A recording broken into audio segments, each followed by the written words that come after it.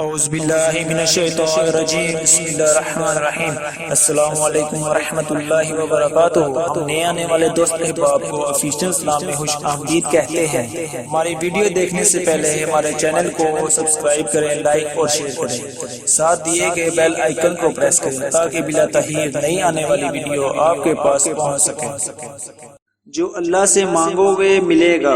رسول اللہ صلی اللہ علیہ وآلہ وسلم نے فرمایا کہ میری امت کا ایک شخص رات کے وقت بیدار ہو کر وضو کے لیے اپنے آپ کو تیار کرتا ہے، اس وقت اس پر کچھ گیریں لگی ہوتی ہیں، چنانچہ وہ وضو کرتا ہے،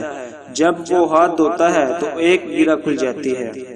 اور جب وہ چہرہ دھوتا ہے تو دوسری گیرہ بھی کھل جاتی ہے، سر کا مسح کرتا ہے تو ایک اور گیرہ کھل جاتی ہے،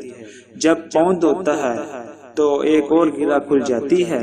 اور اللہ تعالیٰ ان لوگوں سے فرماتا ہے جو نظر نہیں آتے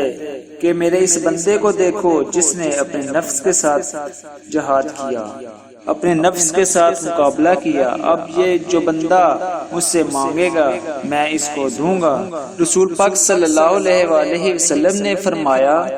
جو بندہ رات کو وضو کرنے کے بعد اللہ تبارک تعالیٰ کے سامنے سجدہ ریز ہو کر اپنے گناہوں کی معافی مانگتا ہے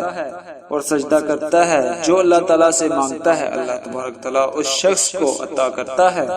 رات کی تاریکی میں جب لوگ سوئے ہوتے ہیں، جب